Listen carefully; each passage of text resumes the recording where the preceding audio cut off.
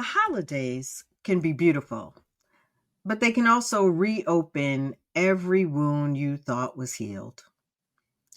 When you've lost someone you love, a parent, a partner, a sibling, a friend, the season hits differently, and suddenly the lights are bright, but sometimes your spirit feels dim.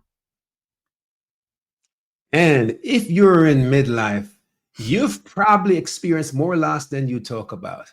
But today, on today's show, we want to help you navigate the holidays with grace, remembrance, and emotional strength without stuffing your feelings or pretending you're okay. Let's make this happen for them today, Stacy. You found the Midlife Revolution Unleashed, the space to embrace your wisdom, reignite your passions, and move boldly into what's next. I am Coach Wayne, the VIP coach. And I'm Coach Stacy M. Lewis. We're here with insights, stories, and strategies to fuel your midlife journey. So take a breath, lean in. Your revolution starts now.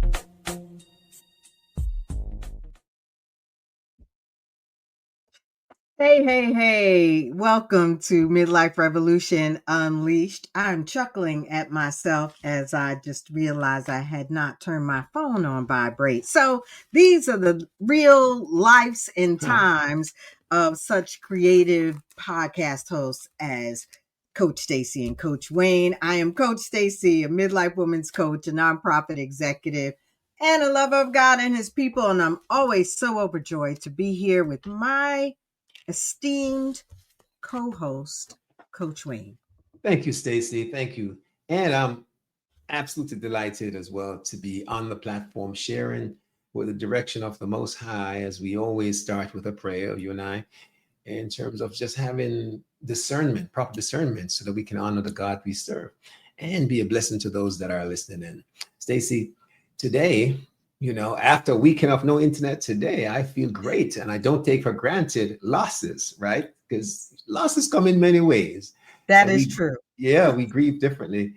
And so right after the start earlier, Stacy, I paused because I wanted people to really take it in and get prepared, because this is serious stuff we're talking about. So many people I know are affected by it, including myself and you. And so I wanted us to get ready today to gather some strategies and skill set to get through this tough period of dealing with losses. Yeah, it's going to be a good ride. For those that may not know, I lost my mom all of my life, needless to say. But at the age of 94, my mom passed away earlier this year. And certainly it has been, I guess I'll use the term a roller coaster.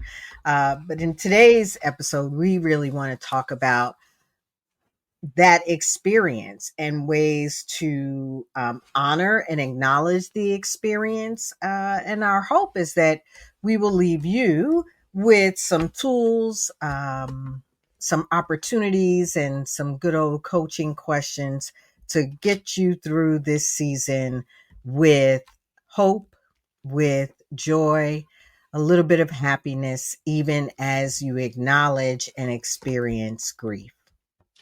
Stacy, this time of year is especially hard for folks who have had losses, because for many people, we don't care to celebrate Thanksgiving just for the turkey or Christmas for the gifts, but for the fact that it helps to bring family together. And you know what it feels like when grandma or mother or dad or somebody else was at that table, at that chair last year or previously, and they're no longer there. It really intensifies the pain. Yes, it does. And let's acknowledge that while the main premise may be the physical loss of a human being, the reality is that sometime you experience that deep loss because of divorce. It could be the deep loss of your long-loved pet. Loss is loss. We don't want to diminish or compare. In this season, the holidays, the lights, the jovial music, all of that, there are opportunities for us to acknowledge the grief that is sometimes heightened during this time, and move through it in ways that are healthy. Stacy, you talked about just now losses. Losses is so true. I think I shared with you en route to my mental health career piece now. I'm in a group that has a lot of men, white men, most of whom are gay, but nonetheless, they share similar issues around losses, death, Mm-hmm. spouse, Mm-hmm. in terms of separation, divorce. And one gentleman talked about his pet, and he is still grieving. And it may seem to somebody else who is talking about the loss of a partner, right, a human partner, that, oh man, I'd rather lose a pet. But this pet is so much more than just a dog, right? Mm-hmm. And there's an Mm-hmm. emptiness. And so the same strategies for how you deal with that loss can be employed for the loss that you have around a pet, or something or someone else. Very Yeah. significant. Yeah, we definitely don't want to diminish one or the other. Our listener also knows that I have a dog, and thank God right now he's doing just great. The reality though is his life expectancy is much shorter than mine. Mhm. So, I acknowledge that's just part of the reality, and Mhm. I love my dog. It Yeah, doesn't compare to the love I have for my mom, but love is love, right? yeah, And loss is loss, and the grief that we experience will not follow a calendar or an opportune moment. We talk about how grief comes in waves sometimes, and sometimes that moment is not very opportune. And it doesn't really care if we're supposed to be merry and bright because that's what the season calls for. yeah. Um, we can acknowledge the grief that we are in and recognize its presence just like we can recognize the presence of love. Yeah, and Stacy, to your point, we talking here about normalizing what we're feeling. Mm. This Mhm. time of year, sometimes we get angry, we get sad, we withdraw, we go through stuff, and we don't have to think that we're weirdos or freaks.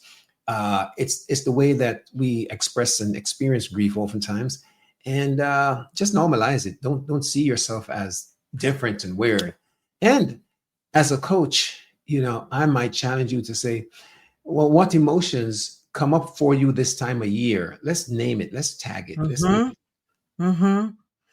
And I love what you said in the intro about this season of life, right? In midlife, and sure that many in our audience have experienced this, that as you get older, uh, the reality is that we have likely experienced more loss than our younger counterparts. Now, I'm not saying it's an all or nothing or a hard fast rule, but that is the life trajectory for the most part. And so, recognizing that it may not be just that one loss, but that cumulative loss causing those emotions that you just talked about, and really giving ourselves the opportunity to spend a little time asking ourselves that question, right? What are the emotions?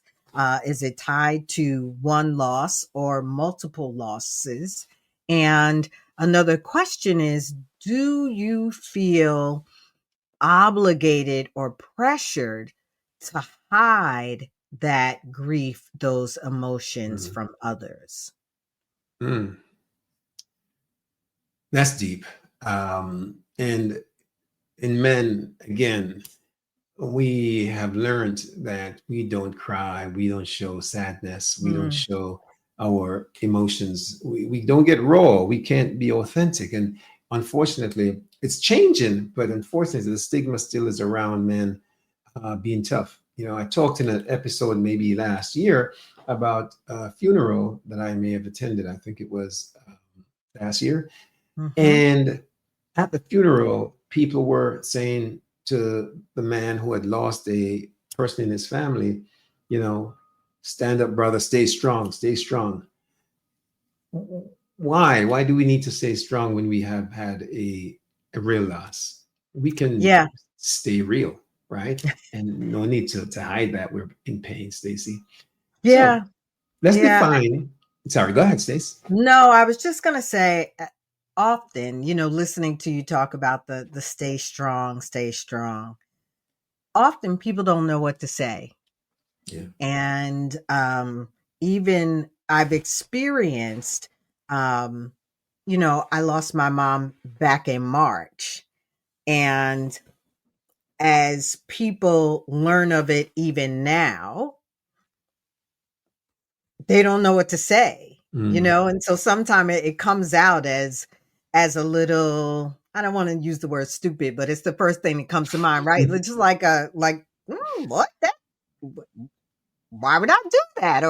Or someone I know, one of my coaches told me the story of how um someone said to her as her mom passed, uh, well, we all lose our mothers. You know, it's kind of like, okay, that's not very helpful. Mm. And yeah, okay. So I think I just want to acknowledge, right, that because so often societally we've not been taught, for lack of a better word, to Mm. just that death is a sad reality, Mm.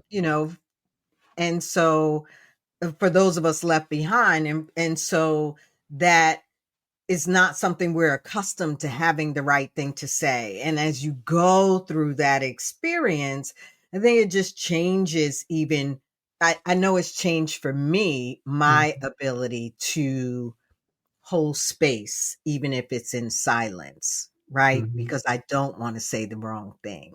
And Yeah. sometimes it's okay to be silent, and people are just not used to that. Yeah. We talk about also, a lot of my friends have gone through marriage. Some have gone through marriage, and some are still being working through it. And those that have had marriages that ended, even unless typically if it's not an abusive situation, but it ended because you had just different alignments, values, whatever it is. You got married to the person because you got married to the person that you thought would be a Mhm, life partner. mhm. Nobody wants to get married to end it. Right. And so the things that you experienced and shared while you were married oftentimes can be missed. And sometimes they are habitual stuff. And usually holidays is a time when people express togetherness, like we talked about. And so if you are dealing with a partner of a couple, and you knew both of them, to your point, it's kind of awkward to express how you feeling, where is John or Tom, or you Right. know it's hard. It's very awkward. Sometimes you don't know what to say while the person is grieving for that loss, because they're divorced doesn't mean that the love ended or Mhm. the space has been filled yet. Right.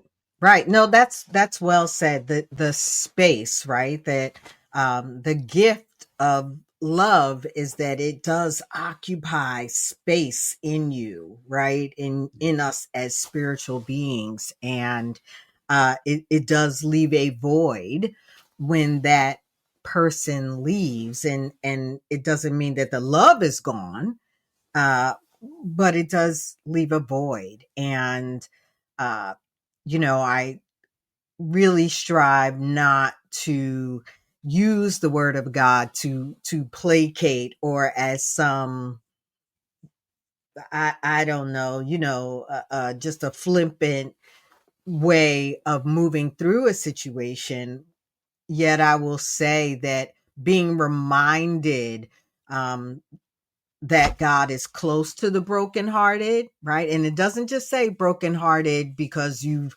someone has died, right? It is your heart is broken.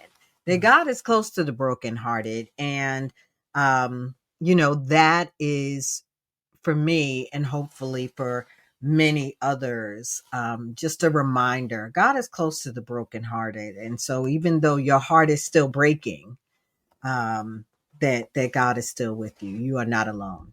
Yeah. And Stacy, you talked about the brokenhearted. We really feel the pain.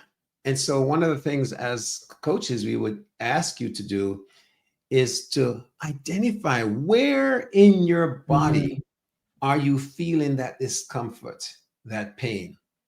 And you want to zero in so that you can address it and know it for what it is. You know, broken heart can really feel like a pain in yeah. the chest. Yes. Yeah. Yes. Yes, it can. Yes, it can. And I love using embodiment in my coaching practice. I think it is important for us to really recognize. It goes back to recognizing, to being in touch, to identifying, that when we can sense like where we feel that internally, we can begin to heal that Yeah. internally. Yeah. Because you are allowed to feel sadness as human. We suggest that you don't fight it, you don't hide from it, but also recognize that your faith can get you through this and will Mm, get you through this. You know, there's so much to be said for folks who know that they're not alone and that there is in fact uh, light at the end of the tunnel, and that's usually something that you can have accessible to you when you look at your faith. yes, yes, yes. And our faith, um, it doesn't erase the grief, right? The faith, I don't know about for you, Wayne, but for me, the faith doesn't mean I don't feel grief. No, It simply means that it strengthens me through it, right? yes, So it's not there to erase. We're not talking about faith being the magic pill or solve or anything like that, right? But it does help to strengthen you and again to comfort you. yeah. And so the challenge would be, do you need some time alone with God? Do Mm, you need during this period, this season, some time to reflect? A friend of mine, he went away and he did a silent retreat, and he had mm, had some losses, and was struggling with some losses as far as his adult son had sort of eloped. They were going okay. through a thing, and that was a Mhm, loss. And mhm, that was room mm, for grieving this mhm, father that had been truly so endearing to his mm. beloved son.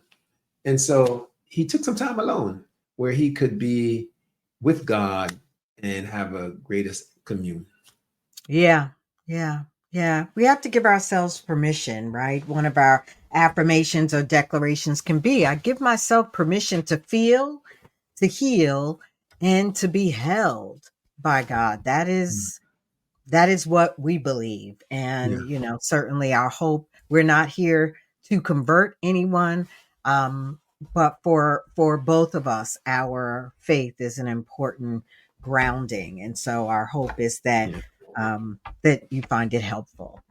Stacey, I just came from this beautiful trip to the motherland. I was in Ghana, and for days that I'll never forget.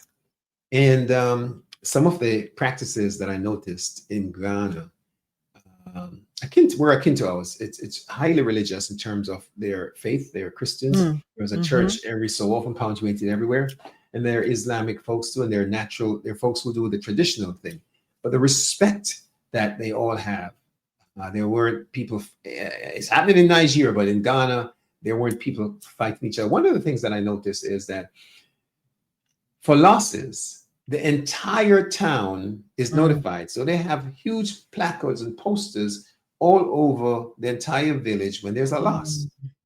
So if you're cooking a curry goat to have people over, you better have a herd of goats because everybody's going to show up. Say that in jest, but it's true. Weddings are the same, by the way, in Ghana. But Stacy, they celebrated the memory of their ancestors, those who have passed on. And they did that in a way to honor and keep that presence in and with them. And Mm-hmm. so I would say to folks, as you grieve, feel free to look at the scrapbook. Don't run away from it. Feel Mm-hmm. free to remember the memories. Uh, Feel free to do that. Invite that presence of what some people may run away from, the fact that that Mm. person was an integral part of your life. Yes, yes, I love that. It really is acknowledging the memories as something that you have. Yeah. Grief is really focusing on what we no longer have, Yeah. right? What we lost, the memories, the good times, the funny jokes, the mannerisms, all of that is something we have. And so as we focus on what we do have, so here's an example. I keep thinking, so the last time the entire family was together before my mom passed was last Christmas. So this Christmas we'll all be together minus one. And I can't help but think about how my mother at 94, I had brought this new card game to the table. I can't even remember what the Five Crowns or something like that. It had all these complex rules. And my mother loves cards. So she was learning the rules. She's spanking the youngins. You know what I mean? I'm talking about the teenagers, the 20-year-olds, the 30 years old, the myself. You know what I'm saying? She's spanking us. She's like, nope, that's not the rule, right? And so I'm choosing, right? Each of us gets to decide. And so I'm choosing, even as I go to my brother's house for the holidays, which we always went there because that's where my mom was, very close to my brother. And I'm choosing to hold that memory, that experience in such bright light. Mhm. And it doesn't mean I don't remember that there's Mhm. a loss, but it does mean that I'm choosing to focus on Mhm. what I do have. You know, we Mhm. still have this beautiful family despite all of its flaws and quirks and all of that, right? Because because of my mom, because of my parents, right? So I think it's the reminder that we get to choose Yeah. whether we're going to focus on what we no longer have or on what we do have. Yeah. And the truth is, we've lost the physical body, Mm-hmm. but the impact, as you said, the Mm, experiences, the mm-hmm. memories, those things count. And you can choose to reject that or to embrace it. Yeah. Stacey, Yeah. I would say as an affirmation, Mm-hmm. I cherish the love that lives beyond loss. It's Mm. something that I'm challenging or encouraging you, the listener, to use, you know, to affirm what you're going through. Yes.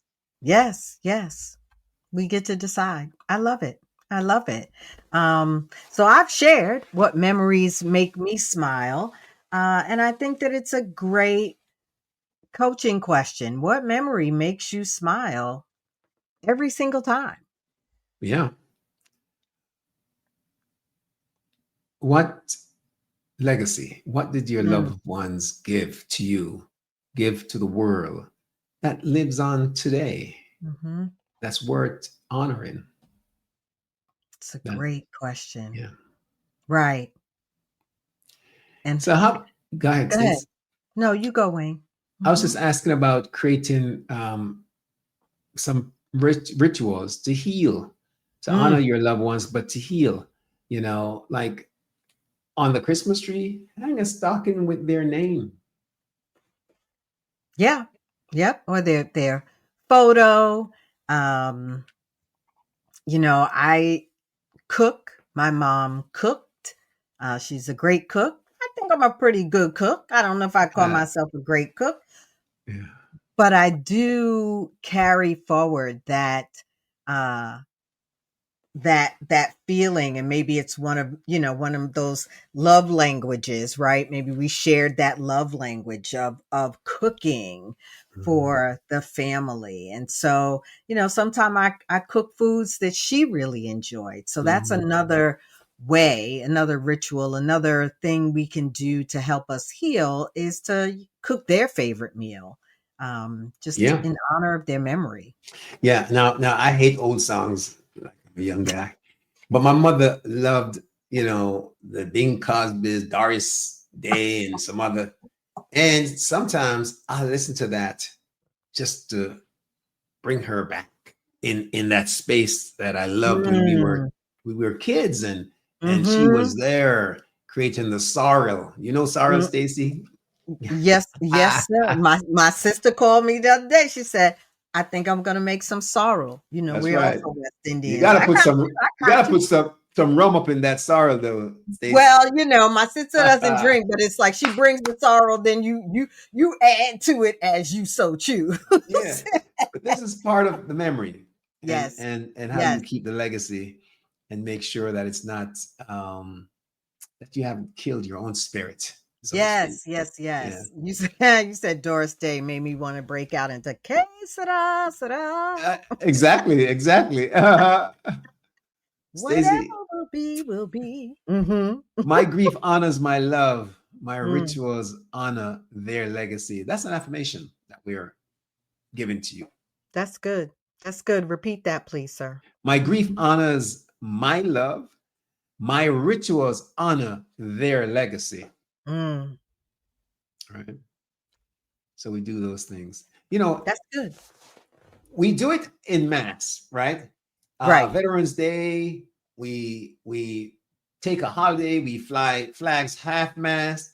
It's really the same thing that we're talking about here, creating Yes. these rituals to honor legacy.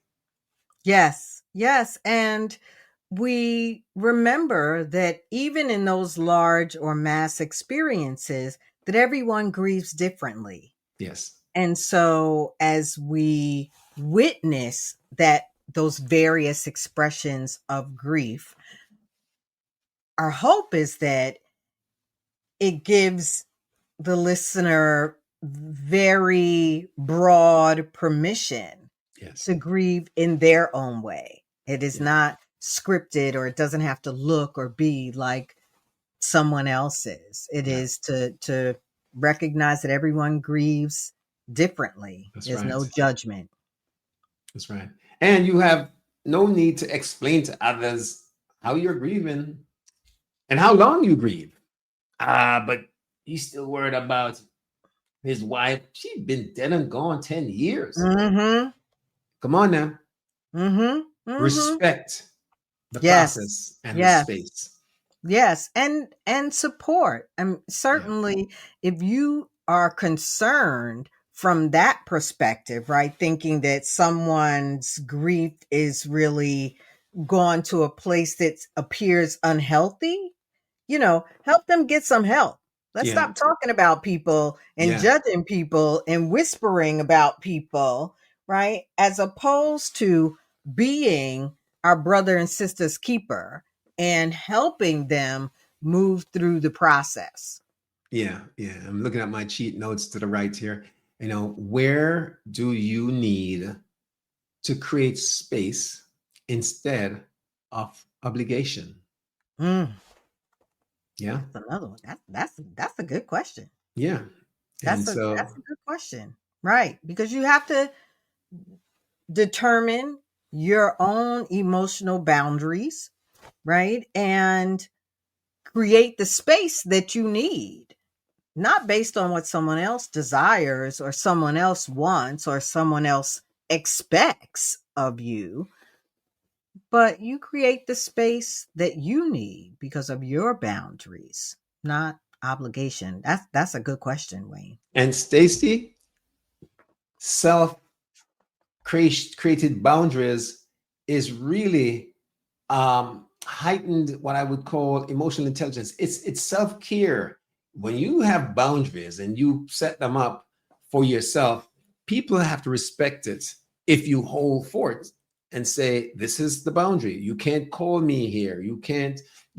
This is my way. I want to go to the beach and spread the ashes. Whatever you want to do, you Right, create your right. boundaries, and no one should be able to tell you that it's not okay." Yeah, yeah. I'm sorry, Wayne, because this is gonna sound. Hopefully, our listeners will indulge me, because you said go to the beach and spread the ashes, but in many states, if not the government, like you can't spread ashes anywhere. So I was remembering all of the hoops and understandings that we had to embrace and adopt after my dad passed. He was very clear. I want to be cremated and then, you know, put me in the ocean. Yeah. But you just can't do that from the shore. So I just want to let those of you know, yes, go to the beach and honor your loved one. Just make sure you're following the law, Yeah. because we would not want the story to be that, I went to the beach to scatter the ashes of my loved one and I ended up with a $1,000 summons. I didn't even know that, Stacy. We don't want that. But your point is no definitely valid. And Yeah. so really your boundaries are something that only you can put in place and keep. Yeah. Yeah. And before we wind up having folks do their action steps, Mhm. some affirmations that we think you can hold on to would include this one here. Love hasn't died; it's transformed. Mm, that's good. That's good. Mhm. I'll go with the declaration of I honor my emotions even when others don't understand them. Powerful. My heart is healing one day at a time. One day at a time. Yes. One day at a time. Yes. I allow myself to feel without judgment. Stace, want to leave the folks with some next steps, some assigned homework, as it were? Absolutely. The whole goal, right, is to move through the grief and the loss, not to sit and be stuck in the loss and the weight of the emotion of the loss, but to move through. And one way to do that is to write down one joyful memory of your loved one and revisit it once a week, once a day, whatever works for you, but to really make sure that you're capturing the joy and write it down. There's something about writing things down. Um, Write it down, that joyful memory of your loved one. And say if your excuse is I don't like writing, then tell someone, tell one trusted person what you're feeling and what your needs are. Okay? Yeah, yeah. I think, again, we have to give ourselves permission as well to, if you need to skip the event because you're just not emotionally ready, that's okay. If you need to set aside what is called or what has been deemed a tradition, because it actually has become something that has lost its joy, set that aside for now. Stace, I believe in therapy. I believe in coaching. I believe that if you're going through some of this stuff, some losses, some emotional grieving right here this season, reach out to a coach such as Stacy or myself, and we'll help you go through some of the struggles and the hardships or the the denials, whatever it is that is raised, even the anger. We will Mm-hmm. try to help you get through those. And Mm-hmm. if needed, we'll refer you for further counseling. Absolutely. Absolutely. It is. It is indeed our joy, and we are here to be of service and encourage our midlife community. Uh, Grief doesn't take a holiday, but neither does love. Stacy, tell the folks just at least one major takeaway from today's episode. One major takeaway is that your grief is valid, it is sacred, and it is uniquely yours. And I would add, thank you, Stacy, that was powerful. I would add that healing doesn't mean forgetting. Healing doesn't mean forgetting. Stacy, we're at the bottom of the hour. We've done it again. Well, we want to thank our listener for being here at the Midlife Revolution Unleashed. I'm Coach Stacy, and I'm cheering you on. And you know me, I'm Coach Wayne, and I'll definitely see you at the top.